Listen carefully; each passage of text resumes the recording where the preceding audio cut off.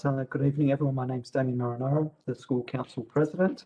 I'd like to begin by acknowledging the traditional custodians of the land on which we're all meeting today. Pay my respects to their elders past and present. I extend that respect to Aboriginal and Torres Strait Islander peoples here today. So thank you to all the parents for joining in tonight and for giving your time. I can appreciate for many of you coming into year 7, this is high school is a new thing. For many of you with year 8 children, high school last year was a very different thing to what we hope high school this year will be. So it's fantastic that the staff can give us some of their time to give us some more information on the school and how things are travelling with the school and how things will hopefully work this year. So tonight we have Amanda Mullins, our principal, Greg Lentini, our assistant principal, who's overseeing year 7 and 8, Marcus Kerr, our director of junior school. And on that, I'd like to hand over to Amanda Mullins. Thank you. And I'll just bring up, I thought it was important to see faces to start off with. Everybody can see my screen, my PowerPoint, would that be right? Yes, we can. Thank you. So welcome everybody, and thank you, Damien. It's good for parents to be able to put a face to the administration and also to Damien, who has been our school president, and you probably have had in Over Compass the opportunity to see that we have our school council nominations up, so it's one face that you can see, because quite often coming into secondary school you don't necessarily know the people. So, and I apologise, the wrong PowerPoint. That's not a good start.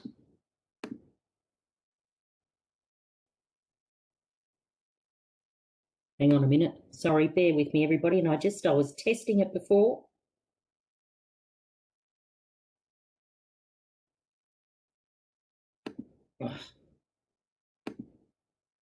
All right, get rid of that one.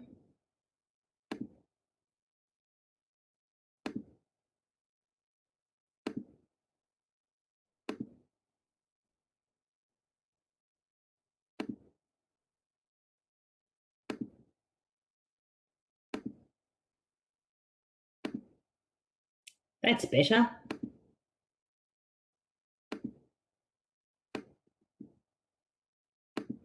Okay, can we see this PowerPoint? Yes. Thank you. I apologise. All right, we're going to go with this in this format because I don't want to fiddle around anymore.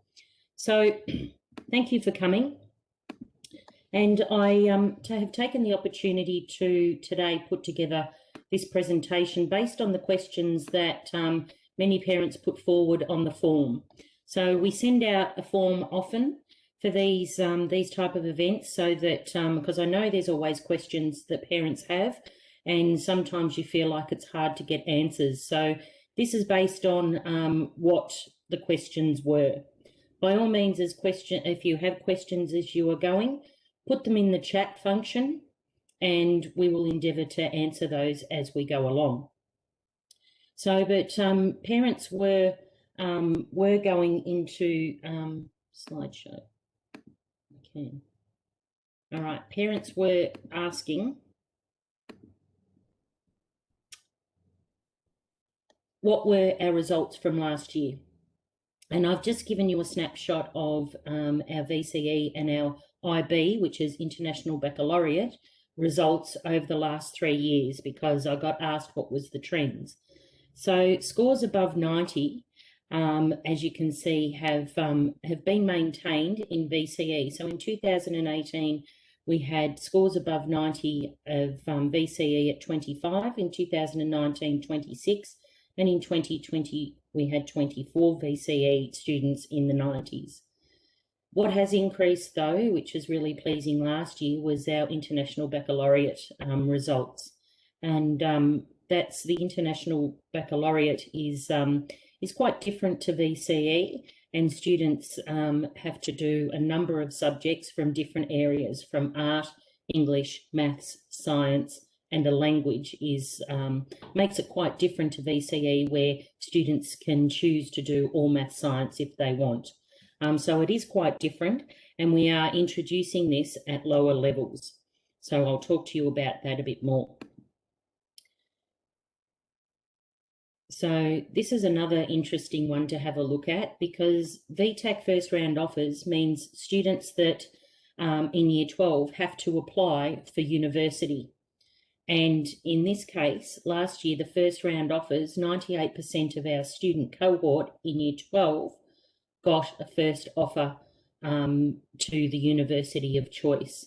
The other 2% got second round choices as well. So we're really pleased that our destination data is really strong, that students go into the pathways that they choose to go into.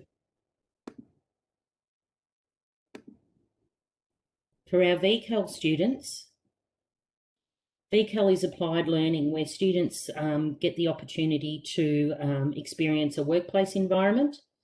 They have to do a VET, which might be something to do with a pathway that they're looking into, an apprenticeship. Students that may be looking at an apprenticeship, so they can do electrical in year 11 and 12. They can do things like community services if they want to go into the area of aged care, or into kindergartens, and work in kindergartens is another example. So we've got into employment. 7 of our students last year went straight into employment. 14 went on to further education. So there's the opportunity to continue on into TAFEs, where they can continue on with their certificates, where they do a VET certificate in year 11 and 12. So they actually get a qualification while they are at school. And then they can take that further onto TAFE. We've also got 5 of those went into an apprenticeship or traineeship, and 1 went into another area, and things like the Defence Force areas that are in the other area. What is also interesting about these numbers is that this cohort of students, when they're in year 10, when they're in year 11, actually gained, we had 10 students go into an apprenticeship. Now that's really successful to have students actually choosing their pathway and being successful in VCAL at the year 11, in that year 11 year. So we're really proud of the fact that our VCAL students get the destinations that they desire as well. The IB, as well as the VCE, as well as VCAL, are considered equals. So they're a pathway that some students choose to go, and they are all equal and they are all of value. The destination is where we're looking for to support the students where they want to go. This year, you will have heard that there is tutoring. The state government has put millions of dollars, about $250 million, into tutoring this year, which means we've been given a large amount of money to be able to employ tutors, to be able to support students that may have fallen in behind last year during the large lockdown. So that would impact students in grade 6 that had to be home for a long amount of time.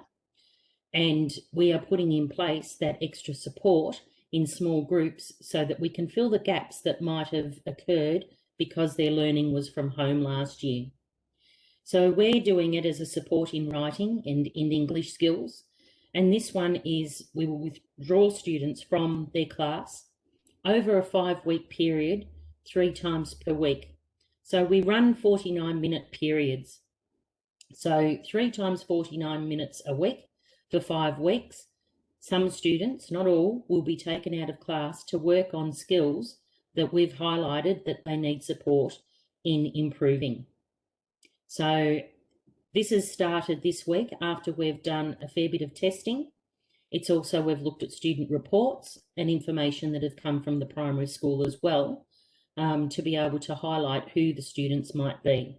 So we talk to the students about what it's about and why they're being chosen to be part of this program. Our math support is a little bit different. We've got extra tutors going into the classroom and working with small groups of students on their skills in maths.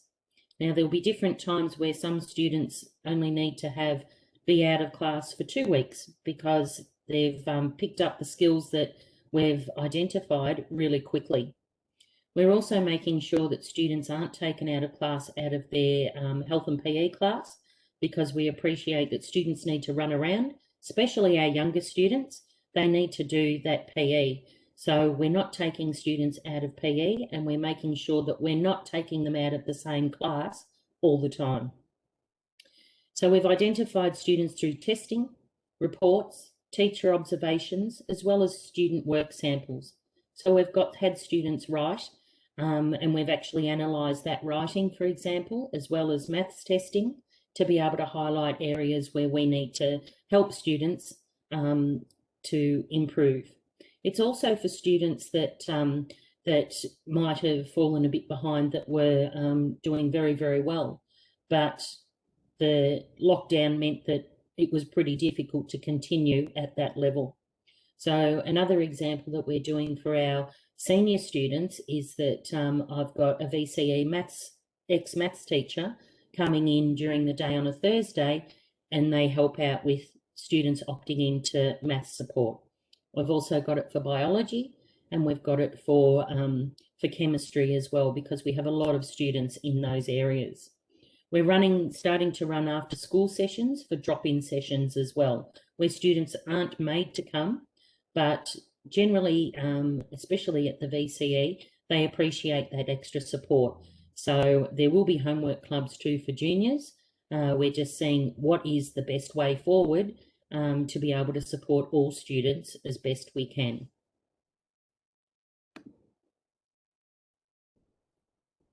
So the subjects that students do in Year 7 and 8 are quite broad. They all do maths, English, science, respectful relationships, which is very much different at each year level, depending on what the needs are of students. So as students go through adolescence, there's different challenges. So this is about helping students with the challenges that come with growing up, basically. So, and we do things like behaviour online, because that becomes something that, you know, students need to learn of what is good behaviour online. It's about sharing experiences of what it's like being a 14-year-old and how I might cope with different things that are going on in lives. It's also about, we've got a careers aspect to that. So starting to talk about what is the future plans for you and how are you going to get there. So it's quite a holistic approach to be supporting students through this 7 to 10. They also do history, geography and civics and citizenship, and they can be grouped together as humanities subjects. We dedicate class to health because it's important that student health is addressed at different year levels, and they do that, and it's mandatory from Year 7 to 10, as is physical education. So we do make them run around, and we do make them do phys ed and 7 to 10 as well, and then they can choose it as a pathway if they like into VCE.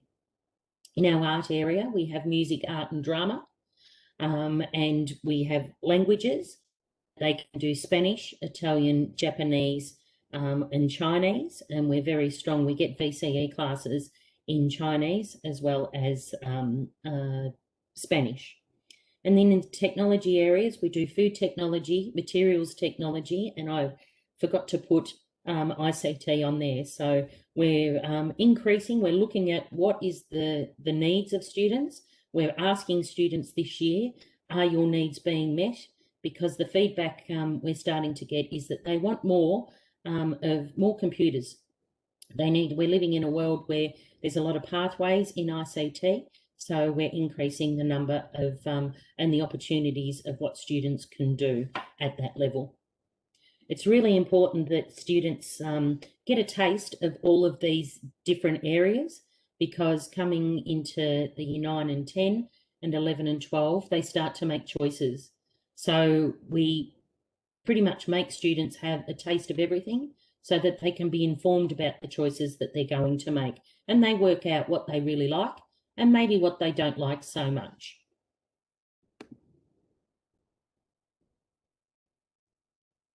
So communication came up in a couple of questions, and the main communication platform we use in secondary schools is Compass. So you will be able to see on Compass attendance, which is live. You will see teacher email links on the class page.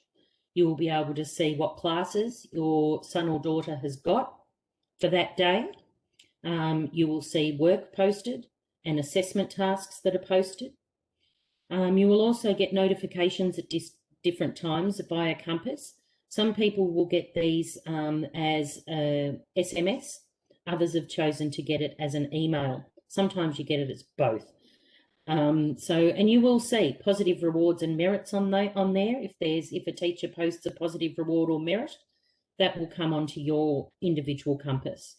You will be notified about events, any general announcements. So particularly announcements from me come through the Compass notifications. You'll also be notified if your child is absent. So sometimes that's a reminder to get on and let us know that that your child is absent, but it's also makes you aware that that we know of what the attendance is. You will be notified of late or non-submission of work, so that's a conversation you can then have with your child about what is due and how they're going and managing their workload. And you will also see detentions, and we hope there's not too many of those. As I said, you'll see assessment tasks and results as they go throughout the year. So you will be able to see those. Parent payments is another thing that will come through Compass. So a reminder about parent payments if there's some fees due, or if there's an excursion students are going on, you will be able to pay through Compass, and you will be able to sign the forms and send them back and say that you're happy for your child to go on that excursion. So we try and make it as easy as we can. So you don't have to come to the school. You can do it pretty much all online. If at any time you've got problems with parent payments or you're struggling to work out what you have to do, you can always contact the front office and they will certainly help you out, and you can pay over the phone as well. So if something isn't working for you, please let us know and we can make sure that any problems are fixed. If you're having trouble, if you haven't got your access to it, then again, let us know so we can send you out more information of how to access it.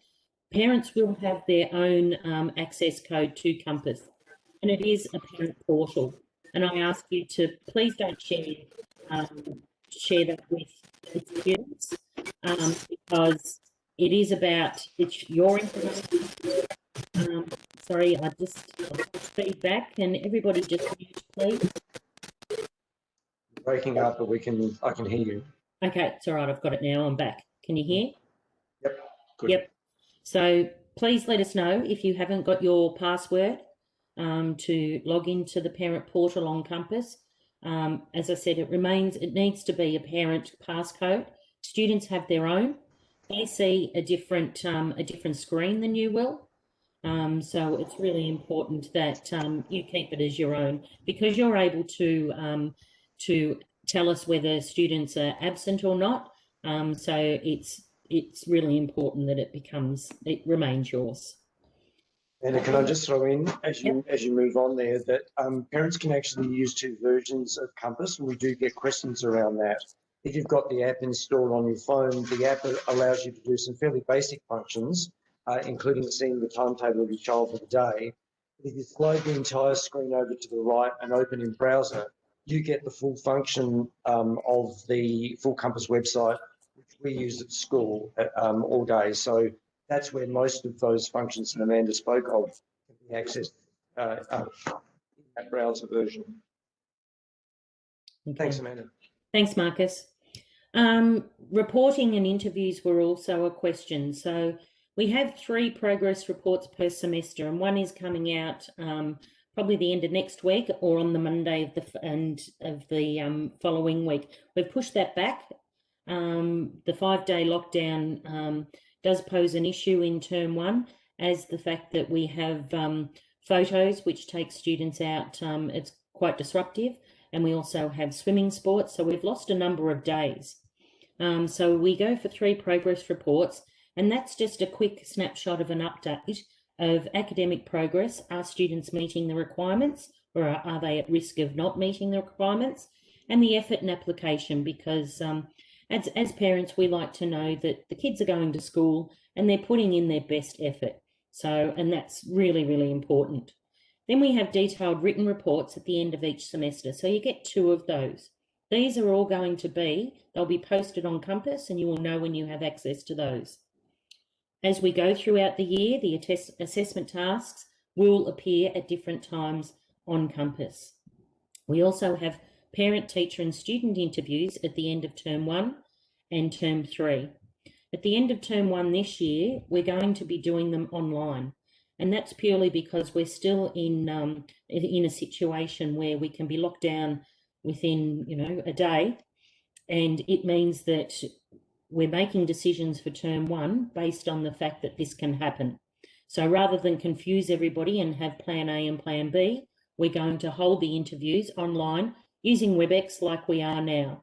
We did practice this last year and it was really efficient and worked really well. So you will be able to book those parent-teacher interviews with the students' parents, and that will be done in the last week of term. So that will be on the Thursday and Wednesday and Thursday, because Friday is Good Friday of this term. Marcus, would you like to continue on? Most happy to, thanks. Okay, uniform. We have 2 very distinct uniform codes. First of all, there's the summer code, which is for term 1 and 4, and winter uniform, which is for terms 2 and 3. And although we do allow a phasing period, we really would like to keep that as short as possible. I know our year 7s have struggled to move from term 1 to term 2. And if you're in that position leading up to term 2, parents, please let us know so that we can help you adjust the uniform changeover to be as smooth as possible. Blazers need to be worn to and from school and to class. However, once in class or in break time, students are allowed to remove them. Obviously, in break time, they're running around or eating, and we want to make sure they don't get food on them. And in class, it depends on a teacher invitation. But as far as I know, all teachers invite students to remove their blazers once they're in class if they feel they would like to. We have white socks for girls, and tights are not permitted, please. And the option of pants, if girls need to stay warm in the legs, please adhere to that. Grey or white socks for boys and black leather shoes.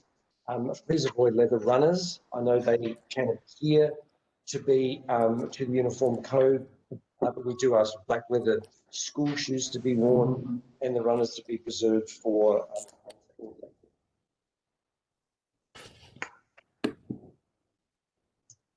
next slide, please. So tests and exams. Tests vary according to the subject and are completed during class time all the way through to year 9. And then at year 9 level, the official exams start. Those are sometimes accommodated by a change in timetables, but up until year 9, they're conducted in class time. And I'll just add something there. Exams very much at the junior levels, and testing is to get students prepared for their senior years. So it's about being able to sit, for example, a year 12 English exam, students sit for 3 hours and they write for the whole time. So we start this in year 9 so that there's plenty of practice prior to getting to those year levels. And around them, it's the rules and getting used to the rules of what a really strict exam, of what the rules are within exams and what they're allowed to bring and what they're not allowed to bring, because there's really stringent rules at VCE and senior levels. So this is why we do it. So very much at year 9 and 10, we're setting them up for their future pathway. Thanks,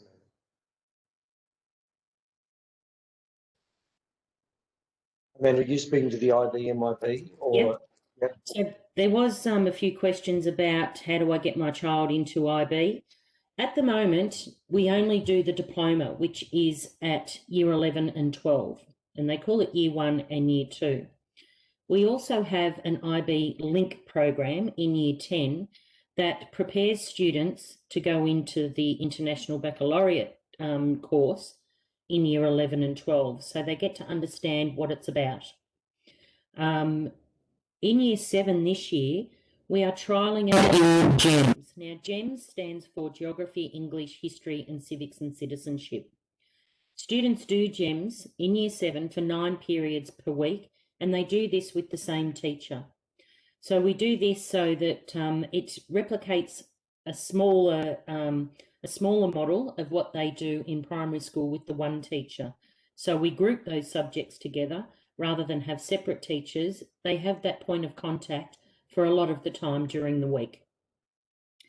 So the MYP, which is the middle years program of the International Baccalaureate, it develops students as active learners, internationally minded.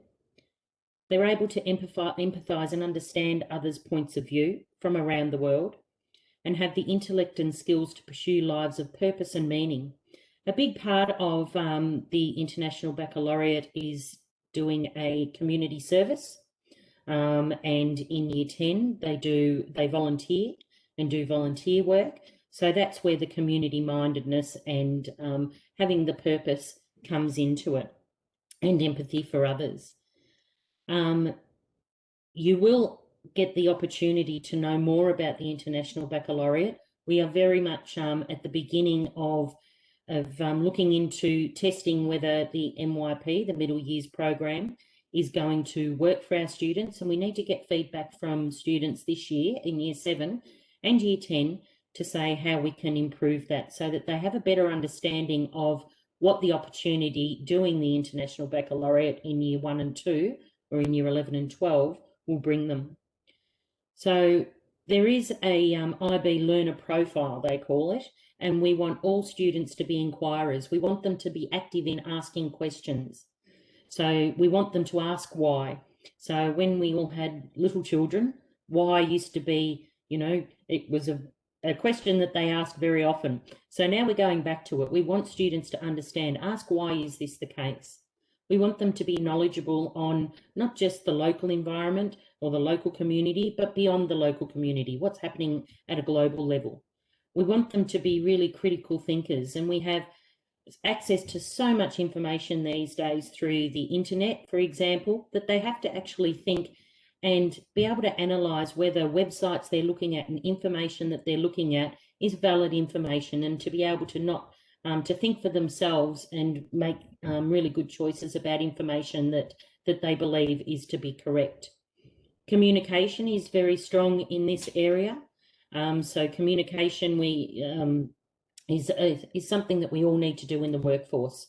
So there's not many times that we go beyond our schooling and go into a job where you don't have to communicate with people.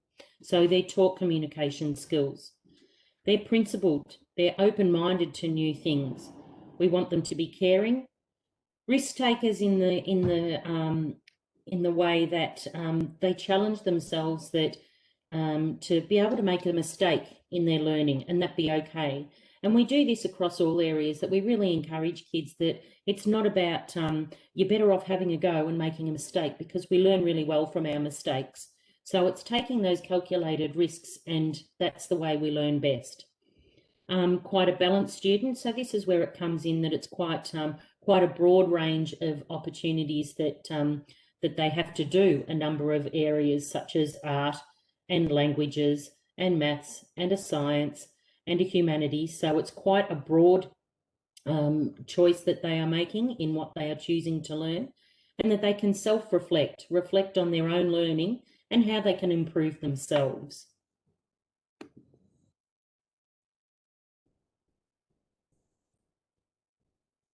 Okay. Marcus, do you want to talk about this? Thank you. PSD stands for Programs are for students with disabilities.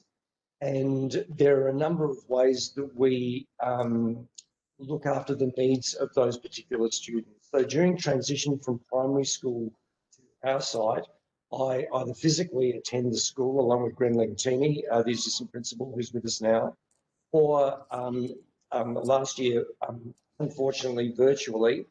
And we ask the teachers who teach the students that are coming to our school, what are their learning needs and how best can we fill those learning needs. We have individualised plans that are put into place for those students with disabilities. We have a wellbeing team member who regularly works with myself, for instance, as a director of the junior school and the other sub-schools as well, of course. And at those meetings, we discuss the progress of those students and how best we can continue to apply resources that look after their needs. And then that information is put on Compass for all the PSD funded students so that their Mark, teachers... why is there no sound? I don't know. I'm speaking. That's it. All the notes are put up on Compass so that PSD, the staff who teach the PSD students can access that information. I hope you could hear that, Amanda. Could you hear me? Yep, no, we can. Okay. All good.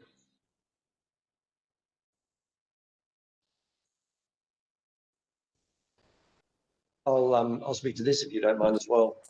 Lots of questions about homework.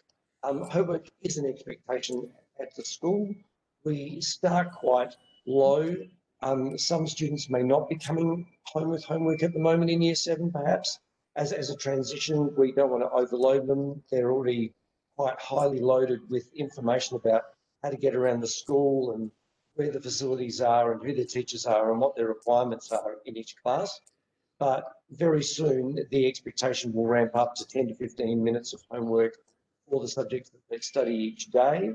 So around about an hour to an hour and a half a night. But that expectation will increase over the years. Both as the year goes on, it will increase slightly, but then as they go up into each new year level, so the expectation around homework will grow as well, because we want to get them ready again for that high load expectation at Year 12 level. Self students may start with more homework than the mainstream, but as I said, the mainstream will soon catch up as we bring them online and they and as our expectations of their time increase.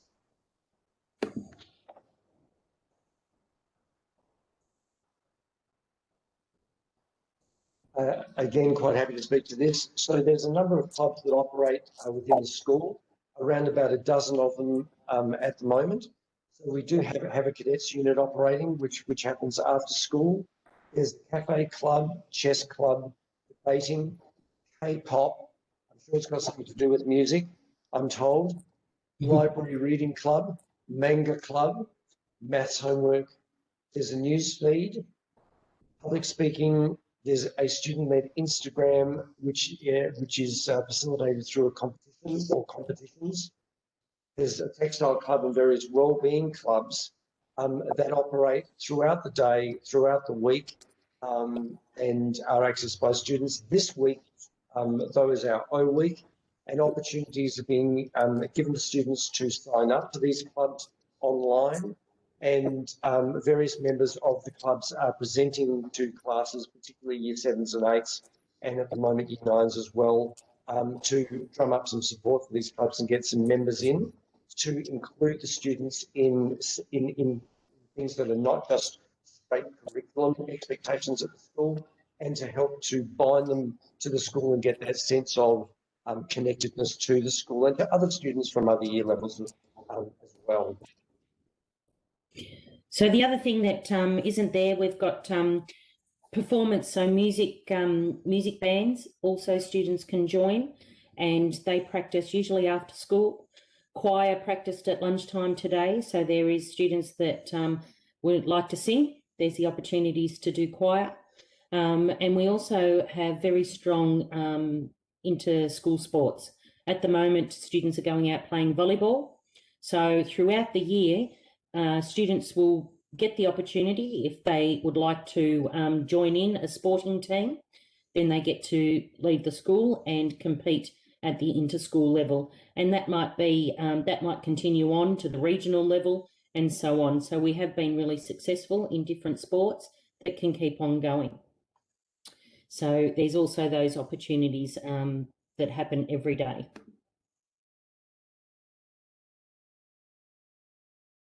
There was a question about transport, and this can sometimes come up, and you will see that there are dedicated school buses. We actually don't control the school bus routes. So that is, they're a contract bus service, and it's for students in remote areas where there is no public transport. But it's actually not, we don't set where those bus routes go. So we don't have those set bus routes, and we can't change them. The Public Transport Victoria, they decide whether to run extra buses or new buses in areas to accommodate student travel. So where there's already PTV, where the public buses go, and they have increases in students that need to be getting to school and getting home from school, sometimes on some routes there's extra buses that are just dedicated to students. Other times, because of numbers, they just have the students getting on the public bus. So it's not generally something we can control.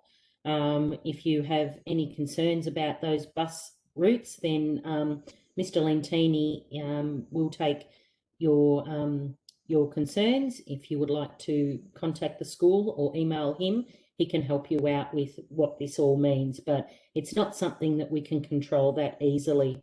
And we can't just we can't get buses for individuals.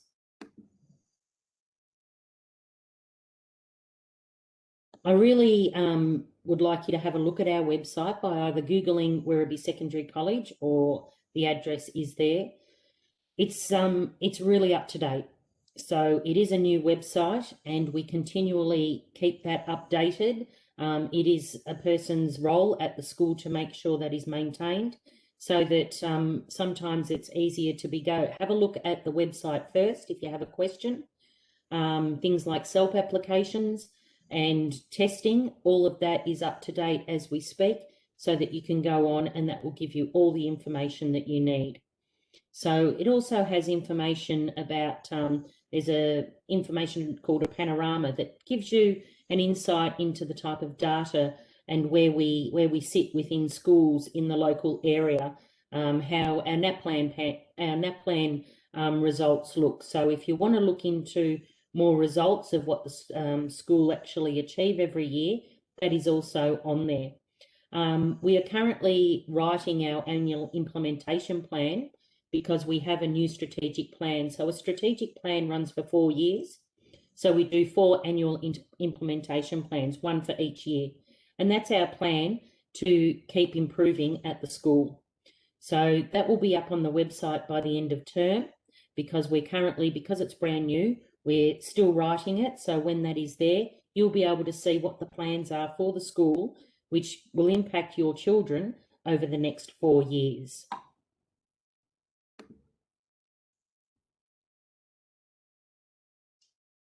Marcus?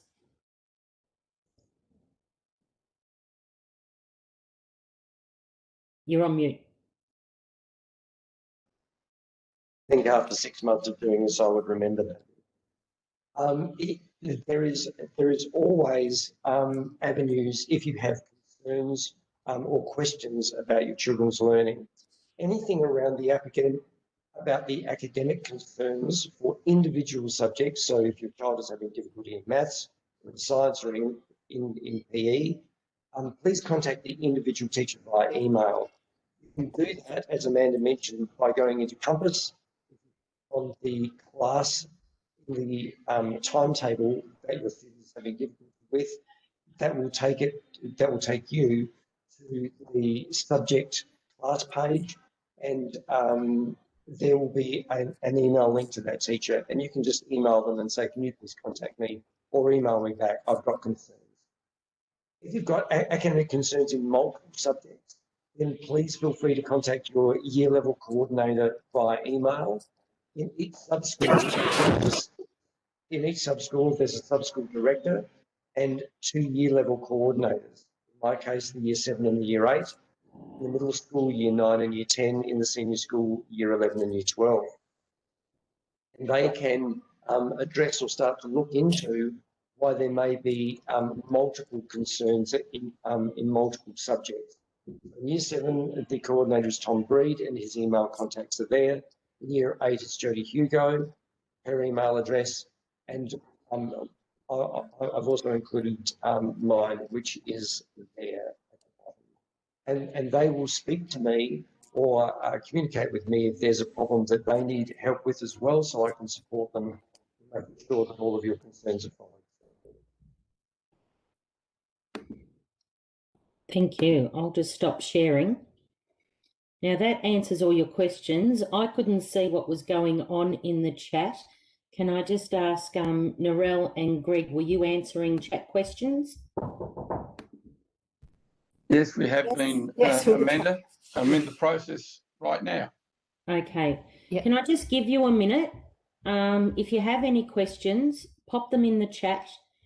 I think I've answered pretty much everything that came from parents of questions they might have. And I will be posting this presentation through Compass. So if you need to go back and have a look, or you didn't get the contacts down, then you can do so. So if I give you a minute to pop anything in the chat, that will help.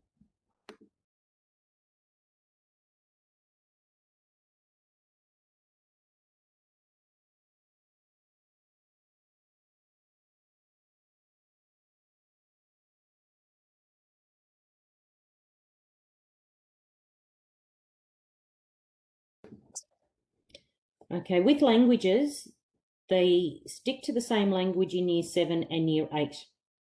So then they go on into year 9 and 10 as a choice if they want to continue on with languages. So it's very hard to change language because students are then 1 year behind others to go into that language. So pretty much is what is chosen now as a language is what students stick with. Students can join as many clubs as they would like to join. There is no restrictions at all.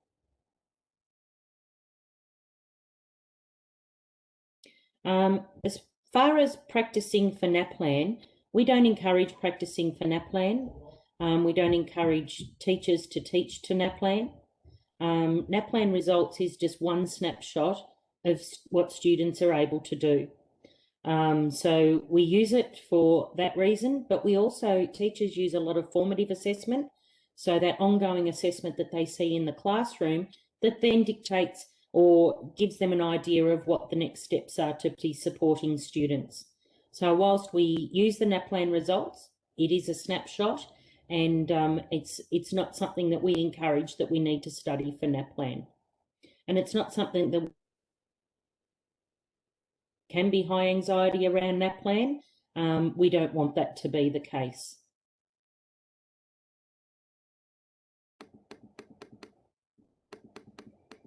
So again, exams start in year 9. Students will have topic tests from year 7, but actual exams set up as an exam will be in year 9.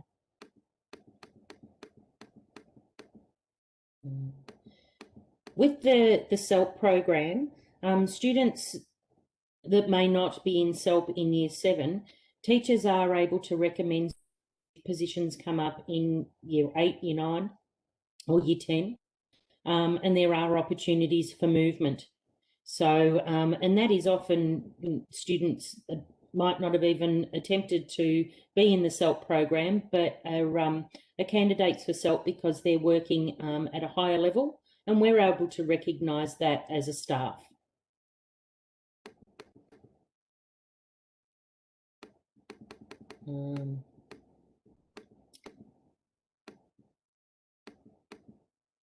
Creative arts is an extracurricular activity. I see a question there. So at the moment, there is the student-led Instagram page. They run a lot of creative art competitions, and there is a creative art competition that started, I think, 2 days ago.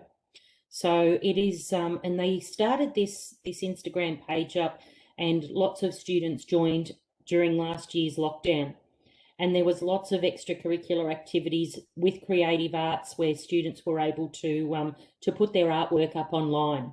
So if you've got a student that is that way inclined and really enjoys art, then entering those competitions and putting their work online and publishing it to all the other students at the school is really a great idea. With the Instagram page, it's very much monitored. I'm a member of it, so as well as other staff. The students' leaders in Year 12, the student captains, have to accept students onto the Instagram page, so not just anybody can come and join. And they only allow our students to be members of that page, so that it's really only for students at Werribee Secondary College. And as I say, I'm a member of it, so it is a safe environment, and it's a good way where students also collaborate. So students in Year 11 and 12 have started up study groups, their own personal study groups, using this this platform as well. So calling out for students that might want to come online and support each other to do their biology homework, for example. So it's worked really well last year. It was just introduced last year, and that's continued on by the captains of the school this year. I answered the question about Adventure Park. Yep. Look, yes, I was the person that actually pulled the pin on that, or at least postponed it. Last year, we were not able to make a permanent booking because they wouldn't accept one because of COVID. This year, when we went to book, they'd changed the opening hours, which meant that had we gone, we would have been there for an hour and a half or less actually in the water before we had to turn around and come back.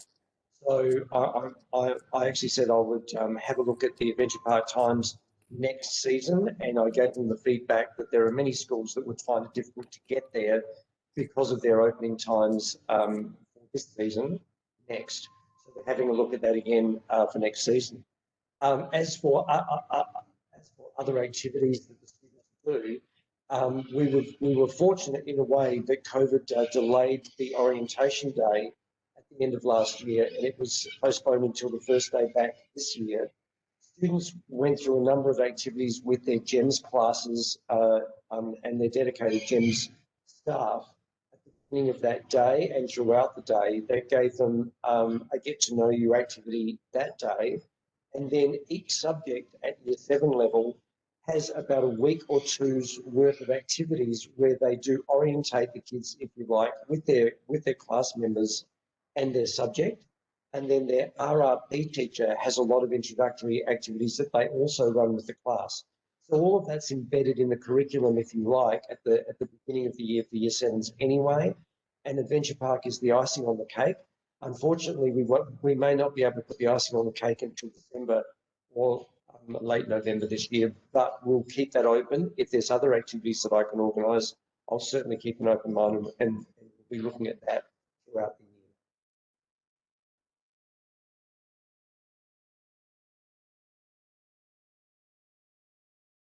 Amanda, you're on mute. Thanks, Damien. Thank you, everybody, for coming online. We thought about an hour, and we've come pretty close to that. I really hope that you've had the opportunity to understand a bit more about secondary school and have your questions answered. By all means, you have the email addresses of the junior school coordinators, as well as Marcus as the director. We also have a general Werribee Secondary College email. If you would prefer to use that email then gets passed on to the appropriate person. So I thank you all for coming. Damien, I thank you for coming online as the school council president and being able to be the face of our school council so everybody can see you. So you also see Damien. Damien does a bit of a blurb of what's going on at school council for parents to understand what's happening in our newsletter, which comes out, which is online, which is, it's usually very long. It's usually full of a lot of photos, which as parents, I know I was always interested in looking at the colourful parts of the newsletter, but Damien will also feed back to parents about what's going on at school council level. So I don't think we've got any more questions there. Again, I thank you all for coming on. You can now go and eat your tea and do those type of normal parent things that keep on happening. Thanks very much, Amanda. Thank you, everybody. Thank you for your time. Good Thanks, night. Amanda. Fantastic. Thank you. Bye-bye. Thank you. Thank you. No worries.